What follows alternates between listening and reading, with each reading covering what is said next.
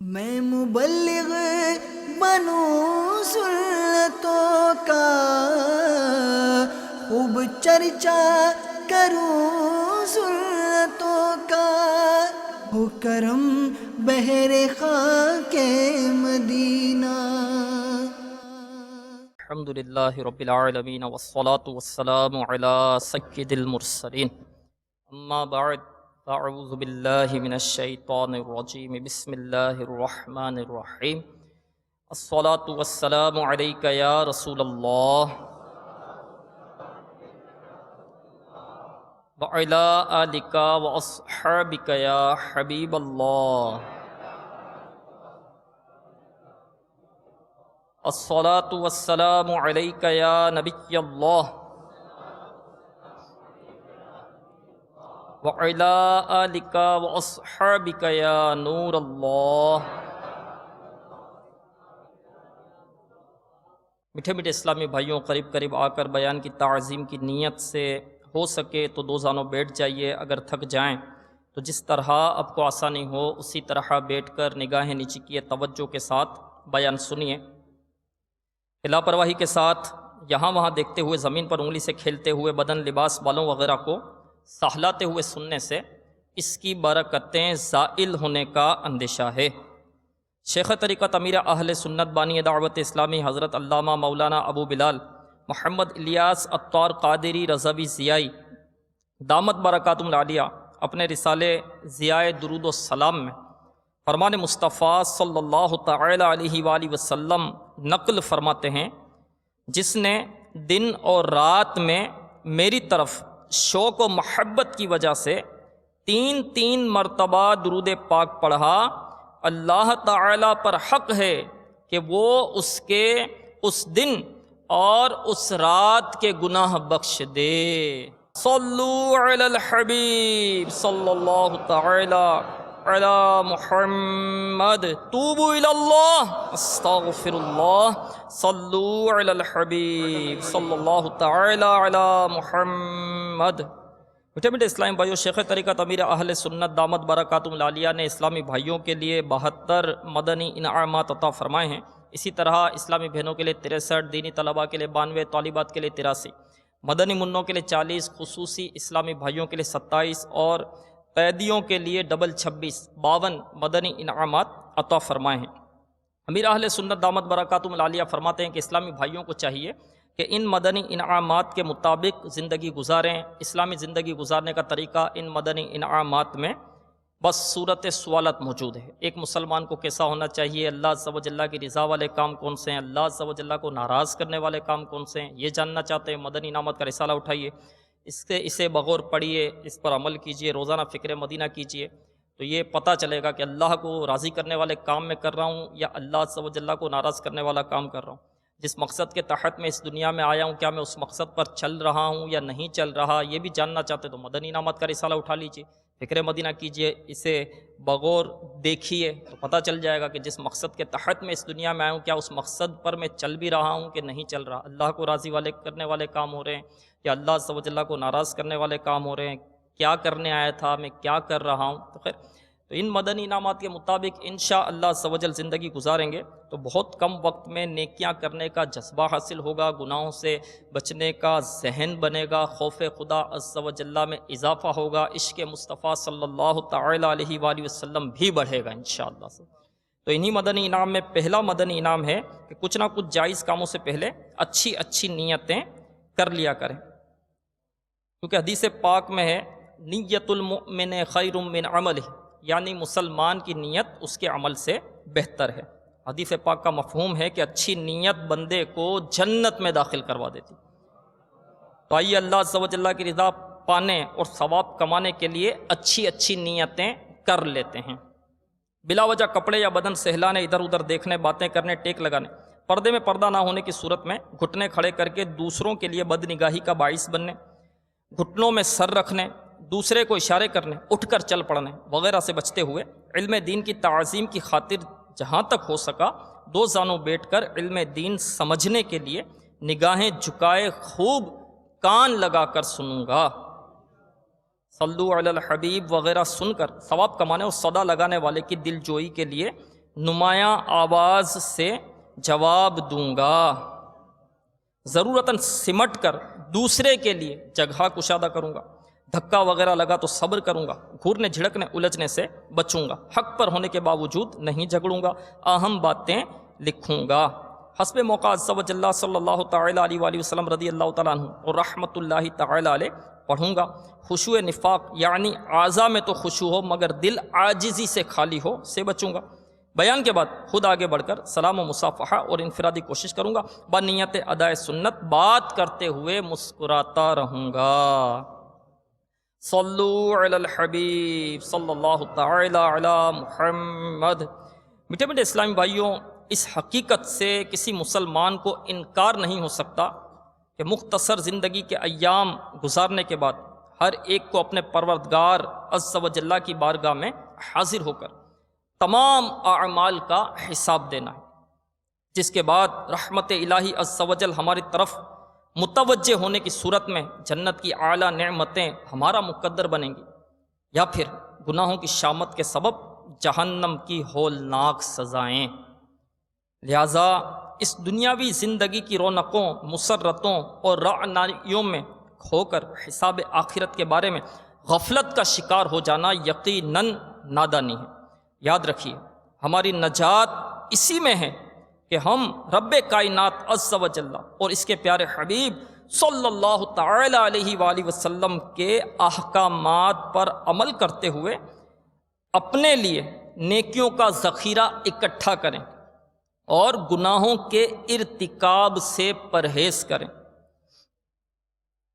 میٹھے میٹھے اسلام بھائیو، اس مقصد عظیم میں کامیابی حاصل کرنے کے لیے دل میں خوف خدا عز و جل کا ہونا بھی بے حد ضروری ہے، کیونکہ جب تک یہ نعمت حاصل نہ ہو گناہوں سے فرار اور نیکیوں سے پیار تقریباً ناممکن ہے۔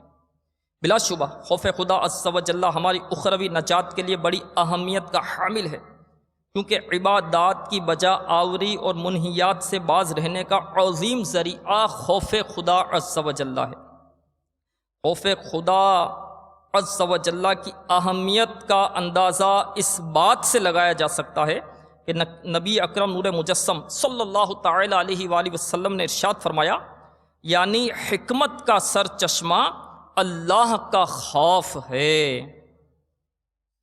میٹھے میٹھے اسلام بھائی، یاد رکھیے، مطلقاً خوف سے مراد وہ قلبی کیفیت ہے جو کسی ناپسندیدہ امر کے پیش آنے کی توقع کے سبب پیدا ہو۔ مثلاً پھل کاٹتے ہوئے چھری سے ہاتھ کے زخمی ہو جانے کا ڈر، تو وہ پھل کاٹنے میں احتیاط کرتا ہے کہ میں احتیاط سے چھری چلاؤں، کہیں میرا انگوٹھا نہ کٹ جائے، کہیں میرا ہاتھ نہ کٹ جائے، تو وہ احتیاط اس لیے کرتا ہے کہ اس کو یہ خوف ہوتا ہے کہیں میرا ہاتھ نہ کٹ جائے۔ عموماً ہم جتنے بھی کام کرتے ہیں میٹھے میٹھے اسلام بھائی، اگر اس پر غور کریں تو اس میں کوئی نہ کوئی خوف کی وجہ سے ہی ہوتا ہے۔ وہ خوف کا بھی ایک درجہ ہوتا ہے، اس قدر خوف نہیں ہوتا، جیسے کہ سخت سردیوں کے دنوں میں نرم نرم بستر سے اور رضائی کے اندر سے صبح نکل کر کام پر جانے کا کسی کا دل نہیں چاہتا، لیکن ایک خوف اسے کام پر لے جاتا ہے۔ وہ خوف کیا ہوتا ہے؟ تنگ دستی کا خوف۔ وہ خوف کیا ہوتا ہے؟ بھوک کا خوف۔ وہ خوف کیا ہوتا ہے؟ افلاس کا خوف۔ وہ خوف کیا ہوتا ہے؟ گھر والوں کا خوف کہ میں اگر کام پر نہیں جاؤں گا تو کماؤں گا نہیں، تو یہ بال بچوں کی کفالت میں کیسے کروں گا، ان کا پیٹ میں کیسے بھروں گا، جو میرے ماہانہ اخراجات ہیں وہ میں پورے کیسے کروں گا۔ یہ خوف ہوتا ہے آدمی کو، اس خوف کے سبب جو ہے وہ جاتا ہے۔ ایک طالب علم اپنے امتحان کی تیاری کیوں کرتا ہے؟ رات بھر جاگ کر کرتا ہے، آخری دنوں میں تو بہت کوششیں کرتا ہے، کوئی کوچنگ سینٹر جاتا ہے، کوئی دوسرے طالب علم کے ساتھ بیٹھتا ہے اور اس کے ساتھ بیٹھ کر جو ہے وہ سبق یاد کرتے ہیں، اور دن رات تکرار کا اور یہ سلسلہ ہوتا ہے، نیند کشا گولیاں بھی کھاتے ہیں، جاگ کر مطلب کہ یاد کرتے ہیں۔ ان کو خوف کیا ہوتا ہے؟ سال ضائع ہونے کا خوف، فیل ہونے کا خوف ہوتا ہے۔ تو یہ خوف جو ہے اس کو رات جگاتا ہے، اس کو دن جگاتا ہے، وہ کام کرتا ہے۔ ایک مزدور سخت گرمیوں میں لو چل رہی ہوتی ہے، ایسی لو میں جو ہے وہ گھر سے باہر نکل کر بوریاں کندھے پر لاد کر یا بلڈنگیں توڑ کر یا اینٹیں اٹھا کر یا سیمنٹ وغیرہ کا کام کر کے پسینے میں شرابور ہونے کا اس کا جی نہیں چاہتا، لیکن وہ کیوں کرتا ہے؟ کیونکہ اس کو ایک خوف ہوتا ہے، وہی تنگ دستی کا خوف ہوتا ہے۔ ڈاکٹر کے پاس دوائی لینے کیوں جاتا ہے؟ کیونکہ مرض جو لگا اس کو بخار ہے وہ بڑھ نہ جائے. دوائی لینے کو کسی کا جی نہیں چاہتا، انجیکشن کھانے کا کسی کو جی نہیں چاہتا، دوائی پینے کو کسی کو جی نہیں چاہتا، لیکن ایک خوف اس کو ہے کہ اگر میں نے یہ دوائی نہیں پی، کڑوی، یہ انجیکشن میں نے نہیں لگایا تو میرا یہ مرض کہیں بڑھ نہ جائے. تو یوں اگر غور کریں تو جتنے بھی کام ہوتے ہیں عموماً اس میں کچھ نہ کچھ خوف ہوتا ہے یا امید ہوتی ہے. امید یہ ہوگی کہ میں یہ کام کروں گا تو مجھے یہ حاصل ہوگا، مجھے وہ حاصل ہوگا، اگر یہاں میں نے پیسہ لگا دیا تو یہاں سے مجھے اتنا مطلب کہ نفع ہو جائے گا. تو اس امید یا خوف کی بنا پر وہ کام ہوتا ہے. تو اسی طرح میٹھے میٹھے اسلامی بھائیوں، گناہوں سے بچنے کے لیے بھی خوف ہونا چاہیے، اور گناہوں سے آدمی اسی وقت بچے گا جب اس کو خوف خدا عز و جل ہوگا، تبھی وہ گناہوں سے بچے گا. اور میٹھے میٹھے اسلامی بھائیوں، بلا شبہ خوف خدا عز و جل ہماری اخروی نجات کے لیے بڑی اہمیت کا حامل ہے. جب خوف خدا عز و جل کا مطلب یہ ہے کہ اللہ تعالیٰ کی بے نیازی، وہ بے نیاز ہے، وہ بے پرواہ، اس کی ناراضگی، اس کی گرفت اور اس کی طرف سے دی جانے والی سزاؤں کا سوچ کر انسان کا دل گھبراہٹ میں مبتلا ہو جائے. میٹھے میٹھے اسلام بھائی، رب العالمین جل جلالہ نے خود قرآن مجید میں متعدد مقامات پر اس صفت کو اختیار کرنے کا حکم فرمایا. جیسے درج ذیل آیات میں اسے دیکھا جا سکتا ہے، سنا جا سکتا ہے. پر ہمارا رب عز و جل فرماتا ہے فَلَا تَخْشَوْهُمْ وَاخْشَوْنِي، ترجمہ کنز ایمان، تو ان سے نہ ڈرو اور مجھ سے ڈرو. خافونی ان کنتم مؤمنین، ترجمہ کنز ایمان، اور مجھ سے ڈرو اگر ایمان رکھتے ہو. وَإِيَّايَ فَارْهَبُونِ، ترجمہ کنز ایمان، اور خاص میرا ہی ڈر رکھو. وَاتَّقُوا يَوْمًا تُرْجَعُونَ فِيهِ إِلَى اللَّهِ، ترجمہ کنز ایمان، اور ڈرو اس دن سے جس میں اللہ کی طرف پھرو گے. میٹھے میٹھے اسلامی بھائیوں، پیارے آقا احمد مجتبیٰ محمد مصطفیٰ صلی اللہ تعالیٰ علیہ وآلہ وسلم کی زبان حق کے ترجمان سے نکلنے والے ان مقدس کلمات کو بھی سنیے، جن میں آپ نے ان صفت عظیمہ کو، اس صفت عظیمہ کو اپنانے کی تاکید فرمائی ہے. چنانچہ نبی مکرم صلی اللہ تعالیٰ علیہ وآلہ وسلم نے ارشاد فرمایا، حکمت کی اصل اللہ تعالیٰ کا خوف ہے. حضرت سیدنا عبداللہ بن عمر رضی اللہ تعالیٰ عنہ روایت کرتے ہیں کہ رسول اکرم صلی اللہ تعالیٰ علیہ وآلہ وسلم نے فرمایا، دو نہایت اہم چیزوں کو نہ بھولنا، جنت اور دوزخ. یہ کہہ کر آپ صلی اللہ تعالیٰ علیہ وآلہ وسلم رونے لگے، حتیٰ کہ آنسوؤں سے آپ کی داڑھی مبارک تر ہو گئی. پھر فرمایا، اس ذات کی قسم جس کے قبضہ قدرت میں میری جان ہے، اگر تم وہ جان لو جو میں جانتا ہوں تو جنگلوں میں نکل جاؤ اور اپنے سروں پر خاک ڈالنے لگو. حضرت سیدنا عبداللہ بن مسعود رضی اللہ تعالیٰ عنہ کا وقت وفات قریب آیا تو کسی نے عرض کی، مجھے کچھ وصیت ارشاد فرمائے. ارشاد فرمایا، میں تمہیں اللہ عز و جل سے ڈرنے، اپنے گھر کو لازم پکڑنے، اپنی زبان کی حفاظت کرنے اور اپنی خطاؤں پر رونے کی وصیت کرتا ہوں. حضرت سیدنا امام ابو الفرج ابن جوزی رضی اللہ تعالیٰ عنہ فرماتے ہیں، خوف الہی ہی ایسی آگ ہے جو شہوات کو جھلا دیتی ہے. اس کی فضیلت اتنی ہی زیادہ ہوگی جتنا زیادہ یہ شہوات کو جھلائے، اور جس قدر یہ اللہ تعالیٰ کی نافرمانی سے روکے اور اطاعت کی ترغیب دے. اور کیوں نہ ہو کہ اس کے ذریعہ پاکیزگی، ورع، تقوی اور مجاہدہ نیز اللہ تعالیٰ کا قرب عطا کرنے والے اعمال حاصل ہوتے ہیں. حضرت سیدنا سلیمان دارانی رضی اللہ تعالیٰ عنہ نے فرمایا، جس دل سے خوف دور ہو جاتا ہے وہ ویران ہو جاتا ہے. حضرت سیدنا ابو الحسن رضی اللہ تعالیٰ عنہ فرماتے تھے، نیک بختی کی علامت بدبختی سے ڈرنا ہے، کیونکہ خوف اللہ تعالیٰ اور بندے کے درمیان ایک لگام ہے. جب یہ لگام ٹوٹ جائے تو بندہ ہلاک ہونے والوں کے ساتھ ہلاک ہو جاتا ہے. حضرت سیدنا ابو سلیمان رضی اللہ تعالیٰ عنہ نے فرمایا خوف خدا عز و جل دنیا اور آخرت کی ہر بھلائی کی اصل ہے۔ کیونکہ میٹھے میٹھے اسلام بھائیو، خوف خدا جس کو ہوگا وہ گناہوں سے بچے گا۔ کیا خوف خدا جس کو ہو وہ جھوٹ بول سکتا ہے؟ جسے خوف خدا ہو وہ غیبت کر سکتا ہے، وہ چغلی کر سکتا ہے، اس میں حسد ہو سکتا ہے، اس میں تکبر ہو سکتا ہے، وہ دل آزاریاں کر سکتا ہے، وہ تنقیدیں کر سکتا ہے، وہ حوصلہ شکنیاں کر سکتا ہے، وہ عیب دریاں کر سکتا ہے، وہ کسی کا مال دبا سکتا ہے۔ جسے خوف خدا ہو، کیا وہ فلمیں ڈرامے دیکھے گا؟ کیا وہ گانے باجے سنے گا؟ کیا وہ بد نگاہی کرے گا؟ کیا وہ بد کلامی کرے گا؟ میٹھے میٹھے اسلام بھائیو، ہمیں اپنا محاسبہ کرنا چاہیے کہ اب تک ہم اپنی زندگی کی کتنی سانسیں لے چکے ہیں، اس دنیا فانی میں اپنی حیات کے کتنے ایام گزار چکے ہیں، بچپن، جوانی، بڑھاپے میں سے اپنی عمر کے کتنے ادوار ہم گزار چکے ہیں، اور اس دوران کتنی مرتبہ ہم نے اس نعمت عظمیٰ کو اپنے دل میں محسوس کیا۔ کیا کبھی ہمارے بدن پر بھی اللہ عز و جل کے ڈر سے لرزہ طاری ہوا؟ کیا کبھی ہماری آنکھوں سے خشیت الہی عز و جل کی وجہ سے آنسو نکلے؟ کیا کبھی کسی گناہ کے لیے اٹھے ہوئے ہمارے قدم اس کے نتیجے میں ملنے والی سزا کا سوچ کر واپس ہوئے؟ کیا کبھی ہم نے اللہ تعالیٰ کی بارگاہ میں حاضری اور اس کی طرف سے کی جانے والی گرفت کے ڈر سے زندگی کی کوئی رات آنکھوں میں کاٹی؟ کیا کبھی رب تعالیٰ کی ناراضگی کا سوچ کر ہمیں گناہوں سے وحشت محسوس ہوئی؟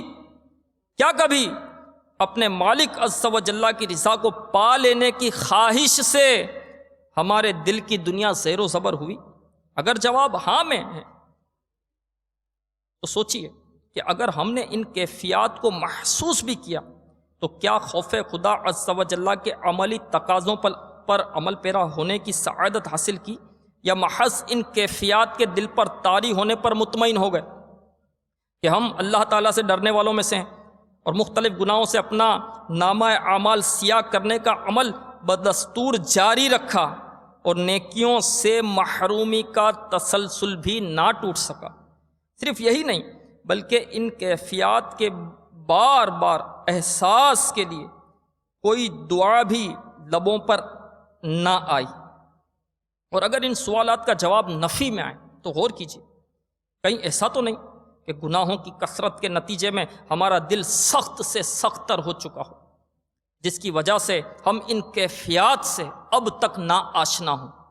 اگر واقعی ایسا ہے تو مقام تشویش ہے کہ ہماری قساوت قلبی، دل کی سختی اور اس کے نتیجے میں پیدا ہونے والی غفلت کہیں ہمیں جہنم کی اتاہ گہرائیوں میں نہ گرا دے۔ قلب پتھر سے بھی سختی میں بڑھا جاتا ہے، دل پہ ایک خال سیاہی کا چڑھا جاتا ہے۔ میٹھے میٹھے اسلامی بھائیو، اس سے پہلے کہ ہماری سانسوں کی آمد و رفت رک جائے اور سوائے احساس زیاں کے ہمارے دامن میں کچھ بھی نہ ہو، ہم اپنی آخرت کی بہتری کے لیے اس صفت عظیمہ کو اپنانے کی جد و جہد میں لگ جائیں۔ خوف خدا عز و جل کی اس عظیم نعمت کے حصول کے لیے عملی کوشش کے سلسلے میں درج ذیل امور مددگار ثابت ہوں گے۔ چاہیں تو اسے لکھ لیجئے یا توجہ سے اسے سنیے اور اس پر عمل پیرا ہو جائیے۔ نمبر 1، رب تعالیٰ کی بارگاہ میں سچی توبہ کرنا اور اس نعمت کے حصول کی دعا کرنا۔ سب سے پہلے یہ کہ توبہ کریں۔ جس طرح طویل دنیاوی سفر پر تنہا ہوتے وقت ہماری یہ کوشش ہوتی ہے کہ کم سے کم سامان اپنے ساتھ رکھیں تاکہ ہمارا سفر قدر آرام سے گزرے اور ہمیں زیادہ پریشانی کا سامنا نہ کرنا پڑے، بالکل اسی طرح سفر آخرت کو کامیابی سے طے کرنے کی خواہش رکھنے والے کو چاہیے کہ روانگی سے قبل گناہوں کا بوجھ اپنے کندھوں سے اتارنے کی کوشش کرے کہ کہیں یہ بوجھ اسے تھکا کر کامیابی کی منزل پر پہنچنے سے محروم نہ کر دے۔ اور اس بوجھ سے چھٹکارے کا طریقہ یہ ہے کہ بندہ اپنے پروردگار عز و جل کی بارگاہ میں سچی توبہ کرے، کیونکہ سچی توبہ گناہوں کو اس طرح مٹا دیتی ہے جیسے کبھی کیے ہی نہ تھے۔ جیسا کہ سرور عالم نور مجسم صلی اللہ تعالی علیہ وآلہ وسلم نے ارشاد فرمایا، یعنی گناہوں سے توبہ کرنے والا ایسا ہے کہ گویا اس نے کبھی کوئی گناہ کیا ہی نہ ہو۔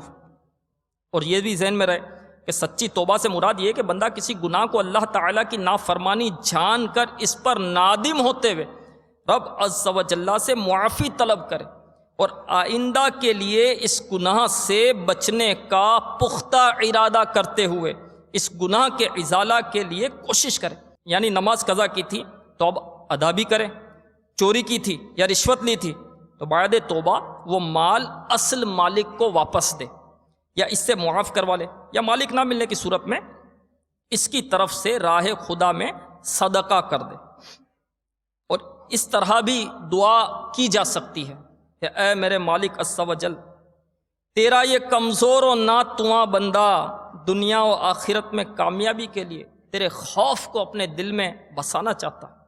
اے میرے رب عز و جل، میں گناہوں کی غلاظت سے، اے میرے رب عز و جل، میں گناہوں کی غلاظت سے لتھڑا ہوا بدن لے کر تیری پاک بارگاہ میں حاضر ہوں۔ اے میرے پروردگار عز و جل، مجھے معاف فرما دے اور آئندہ زندگی میں گناہوں سے بچنے کے لیے اس صفت کو اپنانے کے سلسلے میں بھرپور عملی کوشش کرنے کی توفیق عطا فرما دے اور اس کوشش کو کامیابی کی منزل پر پہنچا دے۔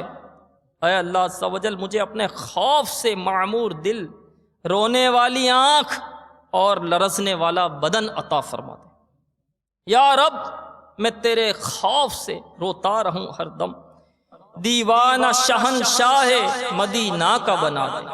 صلو علی الحبیب صلی اللہ تعالی علی محمد۔ میٹھے میٹھے اسلامی بھائیو، خوف خدا عز و جل کے فضائل بھی ہمیں یاد رکھنے چاہیے۔ فطری طور پر انسان ہر اس چیز کی طرف آسانی سے مائل ہو جاتا ہے جس میں اسے کوئی فائدہ نظر آئے۔ اس تقاضے کے پیش نظر ہمیں چاہیے کہ قرآن پاک میں بیان کردہ خوف خدا عز و جل کے فضائل سے متعلق آیات کا بغور مطالعہ کریں، جیسا کہ سورہ رحمان میں خوف خدا عز و جل رکھنے والوں کے لیے 2 جنتوں کی بشارت سنائی گئی ہے۔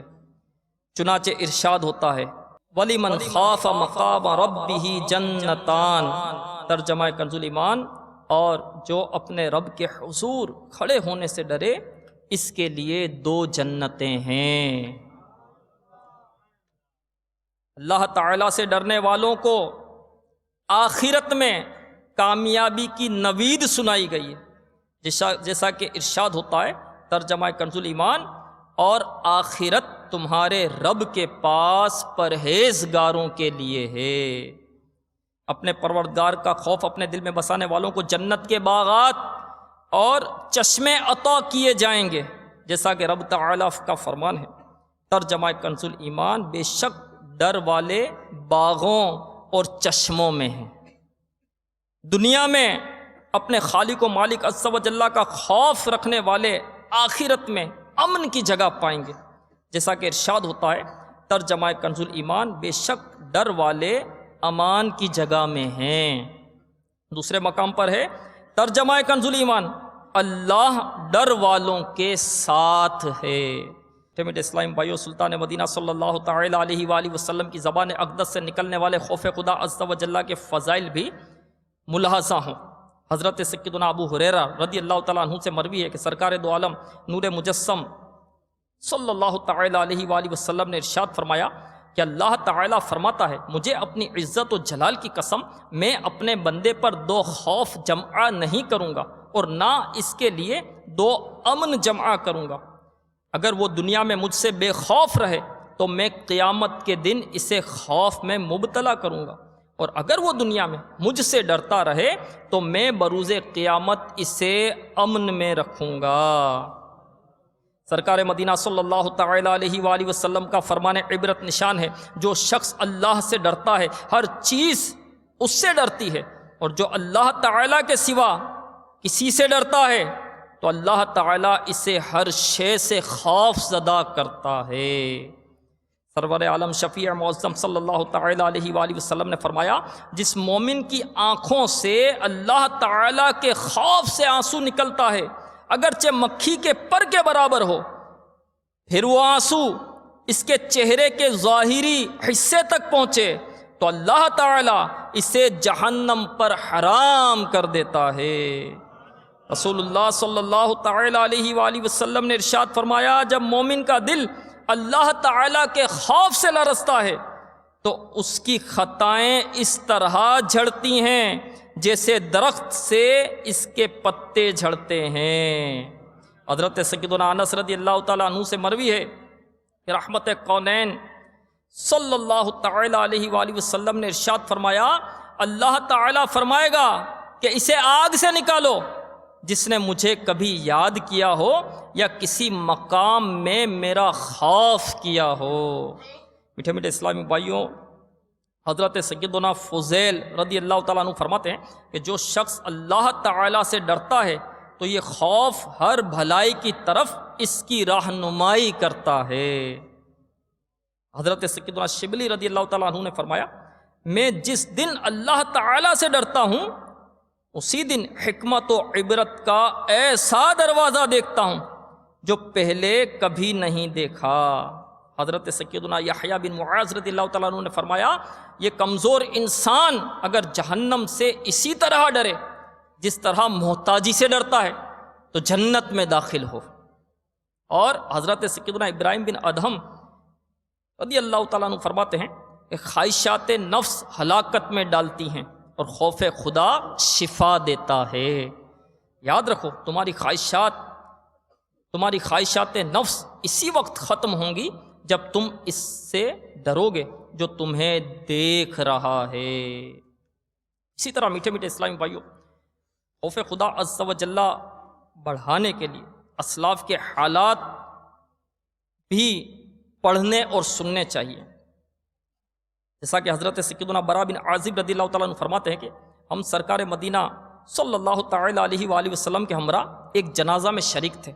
آپ صلی اللہ تعالیٰ علیہ وآلہ وسلم قبر کے کنارے بیٹھے اور اتنا روئے کہ آپ کی چشمان اقدس سے نکلنے والے آنسوؤں سے مٹی نم ہو گئی۔ پھر فرمایا، اے بھائیو، اس قبر کے لیے تیاری کرو۔ حضرت سیدنا ابو درداء روایت کرتے ہیں کہ حضرت سیدنا ابراہیم خلیل اللہ علیہ السلام جب نماز کے لیے کھڑے ہوتے تو خوف خدا عز و جل کے سبب اس قدر گریہ و زاری فرماتے کہ 1 میل کے فاصلے سے ان کے سینے میں ہونے والی گڑ گڑاہٹ کی آواز سنائی دیتی۔ ایک دن حضرت سیدنا داؤد علی نبینا علیہ الصلاۃ والسلام نے لوگوں کو نصیحت کرنے اور خوف خدا دلانے کے لیے گھر سے باہر تشریف لائے تو آپ کے بیان میں اس وقت 40,000 لوگ موجود تھے، جن پر آپ کے پر اثر بیان کی وجہ سے ایسی رقت طاری ہوئی کہ 30,000 لوگ خوف خدا عز و جل کی تاب نہ لا سکے اور انتقال کر گئے۔ سرور کونین صلی اللہ تعالیٰ علیہ وآلہ وسلم نے ارشاد فرمایا، اللہ تعالیٰ کے کچھ فرشتے ایسے ہیں جن کے پہلو اس کے خوف کی وجہ سے لرزتے رہتے ہیں۔ ان کی آنکھ سے گرنے والے ہر آنسو سے ایک فرشتہ پیدا ہوتا ہے جو کھڑے ہو کر اپنے رب عز و جل کی پاکی بیان کرنا شروع کر دیتا ہے۔ نبی محترم شفیع معظم صلی اللہ تعالیٰ علیہ وآلہ وسلم نے ایک مرتبہ حضرت سیدنا جبرائیل علیہ السلام کو دیکھا کہ وہ رو رہے ہیں تو آپ نے دریافت فرمایا، اے جبرائیل، تم کیوں روتے ہو حالانکہ تم بلند ترین مقام پر فائز ہو؟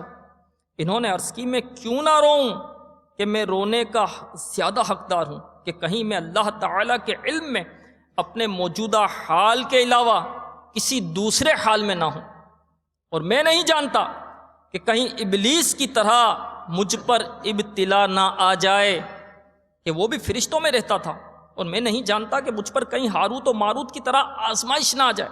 یہ سن کر رسول اللہ صلی اللہ تعالیٰ علیہ وآلہ وسلم بھی رونے لگے۔ یہ دونوں روتے رہے یہاں تک کہ ندا دی گئی، اے جبرائیل اور اے محمد صلی اللہ علیہ وسلم، اللہ تعالیٰ نے تم دونوں کو نافرمانی سے محفوظ فرما دیا ہے۔ پھر حضرت جبرائیل علیہ السلام چلے گئے اور رسول اللہ صلی اللہ علیہ وسلم باہر تشریف لے آئے۔ سرکار مدینہ صلی اللہ تعالیٰ علیہ وآلہ وسلم نے فرمایا، حضرت جبرائیل علیہ السلام جب بھی میرے پاس آئے تو اللہ عز و جل کے خوف کی وجہ سے کانپ رہے ہوتے۔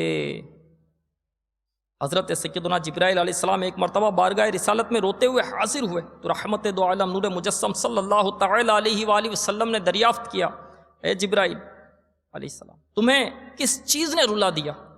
انہوں نے عرض کی، جب سے اللہ تعالی نے جہنم کو پیدا فرمایا ہے میری آنکھیں اس وقت سے کبھی اس کے خوف کے سبب خشک نہیں ہوئی کہ مجھ سے کہیں کوئی نافرمانی نہ ہو جائے اور میں جہنم میں ڈال دیا جاؤں۔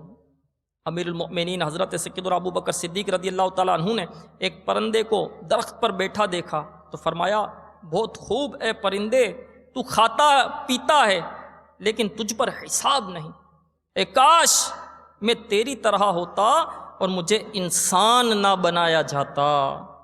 حضرت سیدنا عمر بن عبداللہ رضی اللہ تعالیٰ عنہ فرماتے ہیں کہ میں نے امیر المؤمنین سیدنا عمر فاروق اعظم رضی اللہ تعالیٰ عنہ کے پیچھے نماز پڑھی تو دیکھا کہ 3 صفوں تک ان کے رونے کی آواز پہنچ رہی تھی۔ حضرت سیدنا عمر فاروق اعظم رضی اللہ تعالیٰ عنہ جب کسی آیت عذاب کو سنتے تو غش کھا کر گر پڑتے اور اتنا بیمار ہو جاتے کہ آپ کے ساتھی آپ کی عیادت کے لیے جایا کرتے تھے۔ آپ کے چہرہ مبارک پر کثرت سے آنسو بہانے کے سبب 2 لکیریں بن گئی تھیں۔ آپ فرمایا کرتے تھے، کاش میری ماں نے مجھے نہ جنا ہوتا۔ ایک دن آپ کہیں سے گزر رہے تھے، یہ آیت سنی، ترجمہ کنز الایمان، بے شک تیرے رب کا عذاب ضرور ہونا ہے، اسے کوئی ٹالنے والا نہیں۔ تو آپ پر غشی کی کیفیت طاری ہو گئی اور آپ سواری سے گر پڑے، لوگ آپ کو گھر لے آئے، پھر آپ 1 مہینہ تک گھر سے باہر نہ نکل سکے۔ حضرت سیدنا عمر فاروق اعظم رضی اللہ تعالیٰ عنہ نے ایک مرتبہ زمین سے ایک تنکا اٹھایا اور فرمایا، کاش میں یہ تنکا ہوتا، کاش میرا ذکر نہ ہوتا، کاش مجھے بھلا دیا گیا ہوتا، کاش میری ماں مجھے نہ جنتی۔ حضرت سیدنا عثمان غنی رضی اللہ تعالیٰ عنہ نے ارشاد فرمایا، میری خواہش ہے کہ مجھے مرنے کے بعد نہ اٹھایا جائے۔ اسی طرح ایک مرتبہ سیدنا عثمان غنی رضی اللہ تعالیٰ عنہ نے فرمایا، اگر مجھے جنت اور جہنم کے درمیان لایا جائے اور یہ معلوم نہ ہو کہ مجھے دونوں میں سے کس میں ڈالا جائے گا تو میں وہیں راکھ ہو جانا پسند کروں گا۔ حضرت سیدنا ابو ذر رضی اللہ تعالیٰ عنہ نے فرمایا، میں چاہتا ہوں کہ میں ایک درخت ہوتا جسے کاٹا جاتا۔ حضرت سیدنا عمران بن حسین رضی اللہ تعالیٰ عنہ نے فرمایا، میری خواہش ہے کہ میں راکھ بن جاؤں اور سخت آندھی کے دن ہوا میرے اجزاء کو بکھیر دے۔ حضرت سیدنا ابو عبیدہ رضی اللہ تعالیٰ عنہ نے فرمایا، کاش میں مینڈھا ہوتا اور میرے گھر والے مجھے ذبح کر دیتے، پھر میرا گوشت کھا لیتے اور شوربہ پیتے۔ کاش کہ میں دنیا میں پیدا نہ ہوا ہوتا، قبر و حشر کا سب غم ختم ہو گیا ہوتا، آہ سلب ایماں کا خوف کھائے جاتا ہے، کاش میری ماں نے ہی مجھ کو نہ جنا ہوتا، کاش میں مدینے کا کوئی دمبا ہوتا یا سینگ والا چت کبرا مینڈھا بن گیا ہوتا، آہ کثرت عصیاں، ہائے خوف دوزخ کا، کاش اس جہاں کا میں نہ بشر بنا ہوتا۔ صلو علی الحبیب صلی اللہ تعالی علی محمد۔ میٹھے میٹھے اسلام میں ہو سکتا ہے کہ آپ کے ذہن میں سوال پیدا ہو کہ خوف خدا عز و جل تو ایک قلبی کیفیت کا نام ہے، ہمیں کس طرح معلوم ہو کہ ہمارے دل میں رب تعالیٰ کا خوف موجود ہے، اور اگر ہے تو بیان کردہ درجات میں سے کس نوعیت کا ہے؟ تو یاد رکھیے کہ عموماً ہر کیفیت قلبی کی کچھ علامات ہوتی ہیں جن کی بنا پر پتہ چلایا جا سکتا ہے کہ وہ کیفیت دل میں پائی جا رہی ہے یا نہیں۔ اسی طرح خوف الہی عز و جل کی بھی چند علامات ہیں جن کے سبب ہمیں اپنی قلبی کیفیت کا اندازہ کرنے میں دقت پیش نہیں آئے گی۔ چنانچہ حضرت سیدنا فقی ابو لیث سمرقندی رضی اللہ تعالیٰ عنہ ارشاد فرماتے ہیں کہ اللہ تعالیٰ کے خوف کی علامت 8 چیزوں میں ظاہر ہوتی ہے. تو 8 چیزیں سنیے اور غور کیجئے کہ کیا وہ 8 علامات ہم میں بھی ہے. انسان کی زبان میں وہ اس طرح، نمبر 1، انسان کی زبان میں وہ اس طرح کہ رب تعالیٰ کا خوف اس کی زبان کو جھوٹ، غیبت، فضول گوئی سے روکے گا اور اسے ذکر اللہ عز و جل، تلاوت قرآن اور علمی گفتگو میں مشغول رکھے گا. تو میٹھے میٹھے اسلام بھائی غور کر لیں کہ کیا ہماری زبان جھوٹ سے باز آتی ہے، غیبت سے بچتی ہے، فضول گوئی سے بچتی ہے. اور مدنی انعامات پر بھی غور کیجئے جو شیخ طریقت امیر اہل سنت دامت برکاتہم العالیہ نے ہمیں عطا فرمائے کہ امیر اہل سنت دامت برکاتہم العالیہ میں مدنی انعامات کے ذریعے خوف خدا بھی ہمارے اندر بڑھانا چاہتے ہیں. دیکھیں مدنی انعام میں یہ بھی مدنی انعام ہے کہ جھوٹ نہ بولیں، غیبت نہ کریں، فضول گوئی نہ کریں، کہ یہ جھوٹ بولنا گناہ کبیرہ ہے. وہ ایسا جھوٹ جس سے سامنے والے کو نقصان ہو، یہ گناہ کبیرہ ہے. غیبت گناہ کبیرہ، جہنم میں لے جانے والا کام ہے. تو مدنی انعام ہے فضول گوئی سے بچے، کیونکہ فضول بات کرتے کرتے بندہ گناہوں بری گفتگو میں پڑ جاتا ہے. تو فضول گوئی سے بچنے والا بھی مدنی انعام ہے کہ فضول بات اگر نکل جائے تو ہمیں یہ ترغیب دلائی گئی ہے مدنی انعامات میں کہ آپ درود پاک پڑھ لیں. اور ایک مدنی انعام ہمارا یوم کفل مدینہ والا بھی ہے. امیر اہل سنت دامت برکاتہم العالیہ نے یہ بھی ہمیں مدنی انعام عطا فرمایا کہ مہینے میں ایک دن جو ہے، مہینے کی مدنی ماہ کی پہلی پیر شریف کو جو ہے وہ یوم کفل مدینہ منایا جائے تاکہ خاموشی کی عادت بنے. جب بندہ خاموش رہے گا تو بہت ساری آفتوں سے بچے گا کہ زبان سے بڑے بڑے کبیرہ گناہ ہوتے ہیں. اور وہ زبان پر امام غزالی علیہ رحمۃ اللہ الوالی فرماتے ہیں کہ زبان سے بڑے بڑے کبیرہ گناہ ہوتے ہیں اور اس زبان پر یہ بھاری نہیں. اور آپ فرماتے ہیں کہ اعضاء میں سب سے زیادہ نافرمان زبان ہے. مفسر شہیر حکیم الامت حضرت مفتی احمد یار خان علیہ رحمۃ الحنان فرماتے ہیں کہ اعضاء میں 95% گناہ جو ہے وہ زبان سے ہوتے ہیں. تو اس کی حفاظت کس قدر ضروری ہے. اور ہم نے ابھی سنا کہ خوف خدا کی بھی یہ علامت ہے کہ اس کی زبان سے جھوٹ نہ نکلے، غیبت نہ ہو، فضول گوئی نہ کرتا ہو اور قرآن پاک کی تلاوت کرتا ہو. تو ایک سالانہ مدنی انعام ہے ہمارا تلاوت ہے کہ پورے 12 ماہ میں ہمیں ایک مرتبہ قرآن پاک ختم کرنا ہے. روزانہ 3 آیات بما ترجمہ و تفسیر کنز الایمان شریف سے پڑھنا ہے. تو یوں میٹھے میٹھے اسلام بھائیو دیکھیے کہ مدنی انعامات کو صرف ہم یوں ہی نہ سمجھے کہ صرف بھر لیا اور جمع کروا دینا ہے، عمل کیا نہیں کیا، فکر مدینہ کی نہ کی. فکر مدینہ بھی جو ہے اپنا محاسبہ کرنے سے بھی خوف خدا بڑھتا ہے. تو یہ فکر مدینہ والا مدنی انعام بھی امیر علیہ سنت نے ہمیں عطا فرمائے. اور ہر مدنی ماہ کی پہلی پیر شریف کو دعوت اسلامی والوں کو یوم کفل مدینہ منانا ہوتا ہے. لگے ہاتھ تو اس کی بھی کچھ ترغیب سن لیں کہ امیر علیہ سنت دامت برکاتہم العالیہ فرماتے ہیں فضول بات کرنے میں گناہ نہیں، مگر فضول بولتے بولتے گناہوں بھری باتوں میں جا پڑنے کا سخت اندیشہ رہتا ہے. اس لیے فضول گوئی سے بچنے کی عادت بنانے کے لیے دعوت اسلامی کے مدنی ماحول میں ہر مہینے کی پہلی پیر شریف یعنی اتوار مغرب تا پیر مغرب تک یوم کفل مدینہ منانے کی اسلامی بھائیوں اور اسلامی بہنوں کے لیے ترغیب ہے. اس کا لطف تو وہی سمجھ سکتا ہے جو یہ دن مناتا ہے. اس میں مکتبۃ المدینہ کا رسالہ خاموش شہزادہ 48 صفحات ایک پر جو مشتمل ہے، ایک بار پڑھنا یا سننا ہے. اکیلے پڑھیے یا آپس میں تھوڑا تھوڑا پڑھ کر سنا دیجیے. اس طرح خاموشی کا جذبہ ملے گا. یوم کفل مدینہ میں حتی الامکان ضرورت کی بات بھی اشارے سے یا لکھ کر کیجیے. ہاں جو اشارے وغیرہ نہ سمجھتا ہو یا جہاں بولنا ضروری ہو وہاں زبان سے بولیے. مثلا سلام و جواب سلام، چھینک پر حمد یا حمد کرنے والے کا جواب، اسی طرح نیکی کی دعوت دینا وغیرہ وغیرہ. جو لوگ اشارے نہیں سمجھتے ان کے ساتھ ضرورتاً زبان سے بات چیت کیجیے. اور یہ مدنی پھول تو عمر بھر کے لیے قبول فرما لیجیے کہ جب بھی کام کی بات کرنی ہو کم سے کم الفاظ میں نمٹا لی جائے. اتنا زیادہ مت بولیے کہ مخاطب یعنی جس سے بات کر رہے ہیں وہ بیزار ہو جائے. بہرحال ہر اس انداز سے بچیے جو تنفیر عوام یعنی لوگوں میں نفرت پھیلنے کا باعث ہو. الحمدللہ عز و جل بعض ایسے بھی ہیں، امیر علیہ سنت دامت برکاتہم العالیہ کیا فرما رہے ہیں کہ بعض ایسے بھی ہیں جو ہر ماہ لگاتار 3 دن یوم کفل مدینہ مناتے ہیں. کاش ہم زندگی بھر روزانہ ہی یوم کفل مدینہ منانے والے بن جائیں، یعنی مستقل کفل مدینہ تحریک کے رکن بن جائیں. کاش دل کے مدنی گلدستے میں عمر بھر کے لیے مدنی پھول سج جائے. فضول گوئی سے بچو تاکہ گناہوں بھری باتوں میں پڑھ کر جہنم میں نہ پڑ جاؤ. تو نیت کر لیجئے کہ خوف خدا عز و جل بڑھانے کے لیے ہم یوم کفل مدینہ بھی منائیں گے انشاءاللہ. اور ہر مدنی ماہ کی پہلی پیر شریف کو منائیں گے انشاءاللہ. اور اللہ عز و جل ایسا کرم فرمائے کہ یہ یوم کفل مدینہ ہم منائیں تو اس کا ایسا لطف ہمیں ملے کہ ہم مستقل کفل مدینہ تحریک میں شامل ہو جائیں۔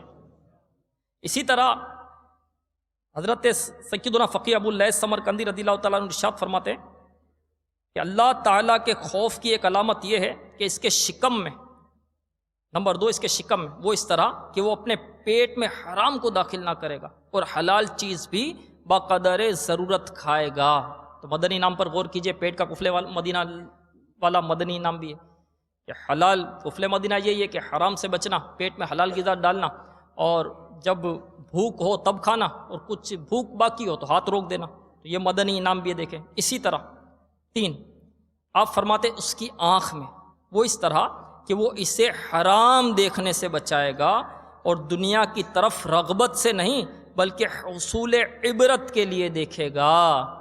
نگاہوں کا کفل مدینہ لگانے والا بھی مدنی نام ہے۔ رضا رب الانام کے کام میں آنکھوں کا کفل مدینہ لگانے کی بھی ترغیب ہے۔ مستقل کفل مدینہ تحریک میں بھی آنکھوں کا کفل مدینہ ہے۔ 25 مرتبہ سامنے والے کے چہرے پر نگاہ گاڑے بغیر گفتگو کرنی ہے، کفل مدینہ کا عینک سجانا ہے تاکہ اس نگاہ جھکانے کی مشق ہو اور بد نگاہی سے حفاظت ہو۔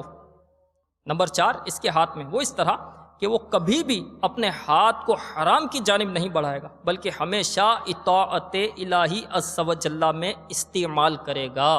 تو جو مدنی انعامات پر عمل کرے گا کیا وہ اپنے ہاتھ کو حرام کی طرف بڑھائے گا؟ وہ تو جب بھی ہاتھ بڑھائے گا تو قرآن پاک اٹھائے گا کہ اسے تو تلاوت والے مدنی انعام پر عمل کرنا ہے، اسے تو مطالعہ والے مدنی انعام پر عمل کرنا ہے، اسے تو اشاروں سے گفتگو کرنی ہے۔ اسی طرح اس کے قدموں میں وہ اس طرح کہ وہ انہیں اللہ تعالیٰ کی نافرمانی میں نہیں اٹھائے گا بلکہ اس کے حکم کی اطاعت کے لیے اٹھائے گا۔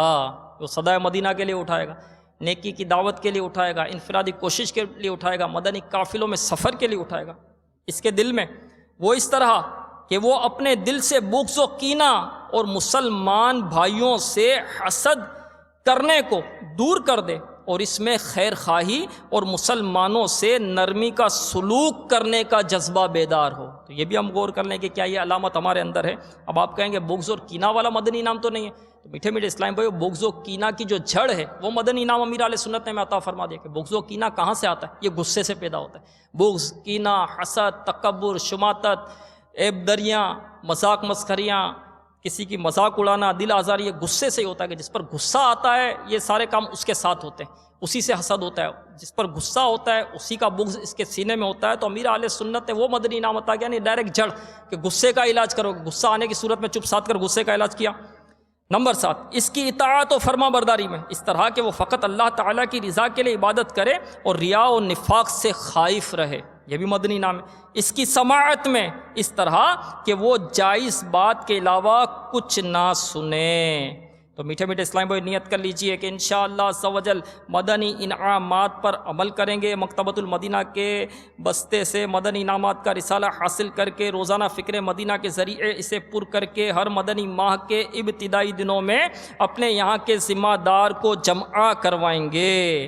اور خوف خدا عز و جل بڑھانے کا ایک اہم مدنی انعام مدنی قافلہ، بہت کم وقت میں بہت سارے مدنی انعامات کے اگر عامل بننا چاہتے ہیں تو مدنی قافلے کے مسافر بن جائیے کہ مدنی قافلہ دلوں کے زنگ کو دھو ڈالتا ہے، بلکہ جس کا دل اس قدر زنگ آلود ہو گیا ہو کہ وہ دل کی قساوت جاتی ہی نہ ہو، دل سے جو ہے گناہوں کی گندگی کا میل جدا ہی نہ ہوتا ہو، تو مدنی قافلے میں سفر کریں۔ مدنی قافلے میں سفر کی برکت سے الحمدللہ اس کے دل کا میل دھل جاتا ہے، دعائیں قبول ہوتی ہیں، مسائل حل ہوتے ہیں، 5 نمازیں باجماعت پہلی صف میں پڑھنے کی سعادت ملتی ہے، علم دین سیکھنے کو ملتا ہے، نماز کا طریقہ، وضو کا طریقہ، غسل کا طریقہ، انفرادی کوشش، نیکی کی دعوت، تہجد، اشراق و چاشت، اوابین، اور اس کے ساتھ ساتھ دعائیں بھی قبول ہوتی ہے، مسائل بھی حل ہوتے ہیں۔ آپ کی ترغیب و تحریض کے لیے مدنی قافلے کی ایک انوکھی بہار، مدنی بہار آپ کے گوش گزار کرتا ہوں۔ چنانچہ باب المدینہ کراچی کے ایک اسلامی بھائی کا کچھ اس طرح بیان ہے، محرم الحرام میں میرے بھانجے کے ابو عاشقان رسول کے ساتھ 12 دن کے مدنی قافلے میں سفر پر تھے۔ اسی دوران ان کا 2 سالہ مدنی منا عمارت کی دوسری منزل سے گر پڑا۔ محلے والے گھبرا کر دوڑ پڑے کہ اتنی بلندی پر سے گرنے والا بچہ کہاں زندہ بچے گا۔ مگر لوگوں کی حیرت کی اس وقت انتہا نہ رہی جب دیکھا کہ وہ مدنی منا روتا ہوا صحیح سلامت کھڑا ہو گیا۔ جب مدنی منع کے ابو مدنی قافلے سے لوٹ کر گھر آئے اور اپنے مدنی منع کو بالکل ٹھیک ٹھاک پایا تو اللہ عز و جل کا شکر ادا کیا۔ ان کا یہ ذہن بنا کہ یہ سب مدنی قافلے کی برکت ہے جو ایسا زندہ کرشمہ دیکھنے کو ملا۔ چنانچہ انہوں نے اسی وقت یہ نیت کی کہ انشاءاللہ عز و جل 12 ماہ میں 12 دن کے لیے مدنی قافلے میں سفر کروں گا۔